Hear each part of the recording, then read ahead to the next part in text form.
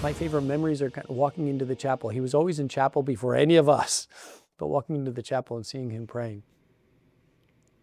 Memories of Father Robert Prevost during his years of service in Rome. That is Father Joseph Farrell, the prior general or global leader of the Order of St. Augustine, a position Pope Leo XIV himself held for 12 years.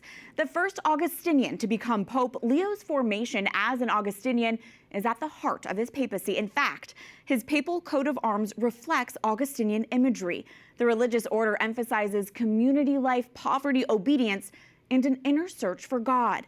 Prevost's Augustinian education and training began early in life, before eventually earning a master's degree in divinity and a doctorate in canon law. A young Prevost spent 9th through 12th grades boarding at St. Augustine Seminary High School in Michigan, where his fellow students fondly remember him as the tutor who would help others with their studies. He then attended Villanova University in Philadelphia, the most prominent of only 2 Augustinian universities in the United States. His devotion to the Augustinians continues today. In a special homecoming, Pope Leo had the chance to visit and pray at the birthplace of his order during his trip to Algeria last month. The Holy Father stopped at the remains of the city of Hippo, where St. Augustine lived and served as bishop for more than 30 years. When speaking about the quick visit on the papal plane, he said it was a true blessing to return to the roots of the order and was grateful divine providence brought him back. EWTN News recently visited with Father Farrell at the headquarters of the Augustinian Order in Rome, situated right by St. Peter's Square, where he both works and lives, just as Pope Leo did before him. He showed our colleague Hannah Brockhouse, Deputy Vatican Editor of EWTN News, around the complex, which is filled with religious art depicting the life and works of St. Augustine. He shared insight into how Pope Leo's Augustinian roots affect his daily life. I wonder how his time as a religious priest, as an Augustinian, how that might be influencing his papacy now and how he is as Pope. What are your thoughts about that? We are founded as Augustinians to be a community based on mutual sharing of everything and taking those opportunities to help each other along the way to God. Sometimes that means fraternal correction. Sometimes it means just being present to listen, but most of all to share material possessions, but also share what's going on in the inner stirrings of my soul, my life. And that was part of our initial formation as Augustinians. Any Augustinian throughout the world is going to have that initial formation. It's based on the rule of St. Augustine. Pope Leo also had that. And so I don't think he can help but bring that with him to his papacy now, especially with the themes, the global themes of peace, of bringing divisions together. You know, his motto, in the one, in Christ we are one, right? It brings us together to be one, recognizing our diversity, recognizing our differences, but the goal is to come together as one. And we are now happy to welcome back to EWTN News In Depth a personal friend of Pope Leo's who also knows his Augustinian roots well. Father Rob Hagan currently serves as the 41st Prior Provincial at the Augustinian province of St. Thomas of Villanova, just outside Philadelphia. As we've said, Villanova University is the alma mater of our Holy Father. Father Rob Hagan, thanks for being back with us. As we look back on 1 year since Pope Leo's election, I'd love to just hear what your reaction was and the reaction of your fellow Augustinians when you saw your friend, Cardinal Prevost, walk out on the loggia and introduce himself as Pope Leo XIV to the world, saying, "I am a son of St. Augustine, an Augustinian." Thank you, Catherine. It's still surreal. It's been a year, and it's still just you have to pinch yourself and remind you that our brother Bob became Pope, and that's how we all felt when he stepped out on that balcony.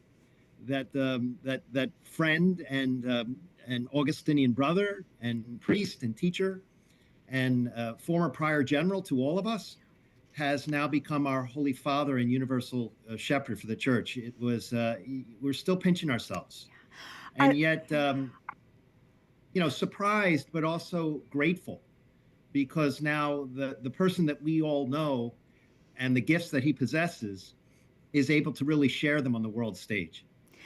Well, and can you talk more about that? Are there any personal stories or anecdotes about our Holy Father that you can share with us to help us get to know him even more? As Augustinians, we have what we call the General Chapter. So in September of this year, we were over for a series of meetings. That was when we elected our Prior General, Father Farrell, who you just had on previously. That's a job that Leo possessed himself. There are long meetings, there are long days.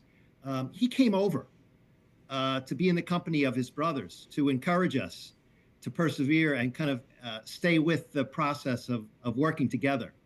We gathered together at lunch after one of those meetings in September, and it happened to be his birthday. And so just like you would do for any other member of your family, out came a birthday cake after lunch, and we all sang happy birthday, and he blew out his candles. And it was just a feeling of anything that you would do for a sister or brother in your own family. And it was just a moment of joy to be together and remind him that he's not in this job alone. You know, so that expression, it's lonely at the top, I think that can be true. And you heard Father Farrell talk about the value of community. And that's something I think we can all do for our brother Leo, is remind him that we're all in this together. We're praying for him, we're supporting him, and we're trying to echo his message of peace around the world. And do you think that sense of having that community and his brotherhood still, does that actually help equip him even more for the role of Pope and provide him even more support there? Because again, like you said, he shared his birthday with his brother friars. He's had lunch with the Augustinians in Rome. You know, there's reporting that there are friars who live with him in the apostolic apartment. Talk more about that. Well, I think you're spot on. And as we know, as Americans in this country, this summer we're going to celebrate 250 years of our independence. And independence is certainly something we're grateful for and we celebrate. But I think as Augustinians and appreciation for community, we also celebrate our dependence, that we need each other. We need our brothers and sisters. We need the help of one another. And so I think that's what Augustinian community is providing Leo, is reminding him that he's not in this by himself. And he really feels and appreciates those prayers and the call that all of us have in our own simple ways to go out and be lights and messengers of the gospel. And so as a member of community, he depends on that. And I think a message to all of us who might, you know, be tempted to feel like we're in it alone or we have to go it alone, to understand that nobody has to go through life by his or herself, and that we're all called to kind of help one another through the ups and downs of life. That is a message I think our world desperately needs to hear. Father, as Prior General of the Order of St. Augustine, then Father Robert Francis Prevost traveled the world extensively. How do you think that helped to prepare him for this role, specifically for those apostolic journeys he's already undertaken? I think it did. I think it's a lesson to all of us that every experience in our life kind of prepares us for the next, and we draw upon those experiences. So, you know, many years ago, Pope Leo, as our Prior General, was traveling to more than 40 countries, speaking 6 different languages, building bridges, kind of training for the skill set that he now needs in this role. And so really, we recognize that in him, to go not just to different countries, but different cultures, and to respect differences. And we're seeing that play out now on the world stage, even with people of different faiths. You know, when he went to O.S.A, and he reminded us that our Muslim sisters and brothers are also created in the image and likeness of God. And so there's a real call to find our unity in and through our diversity. And this is an experience that that then Father Bob had for 12 years as our Prior General going around the world. And speaking of those travels, Pope Leo recently wrapped up his trip to Africa, which included a visit to Algeria, including the archaeological site of Hippo, which is where St. Augustine lived, worked, and died. Tell us, Father, the significance of that visit for Pope Leo to walk in the footsteps of St. Augustine. You think about anybody in your own family that might be tempted to go back, you know, to where your grandparents or great grandparents were from. And so, as we heard from Pope Leo, when he declared himself a son of Augustine, he really takes that seriously. That for us, Augustine really provides a lot of our inspiration. And so to go back where Augustine served as bishop, we heard Augustine say when he was bishop, "For you I'm a bishop, with you I'm a Christian." To get in touch with that servant leadership type of handling this role that he has, to go back and literally walk in those footsteps and draw upon, those same values that Augustine had all those many years ago. That couldn't have been a better training and reminder for him as he comes back and handles the responsibilities that he has to carry for all of us.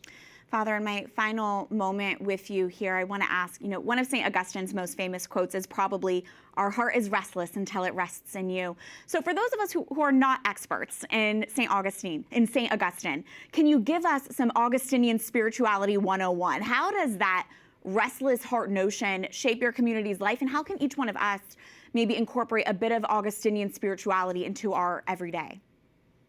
Thank you. You think about when he said that in the year, 350, 360, centuries ago, and how much it applies now. That you and I, we chase after fulfillment. We chase after jobs and money and houses and a lot of things that we think are going to fulfill us. And for Augustine, it was kind of like drinking salt water. The more you drank it, the thirstier he got. And so he comes to this conclusion that the only thing is truly going to satisfy us is our right relationship with God and one another. And so that message couldn't be more applicable to us today. What am I attached to? What am I placing too much emphasis upon?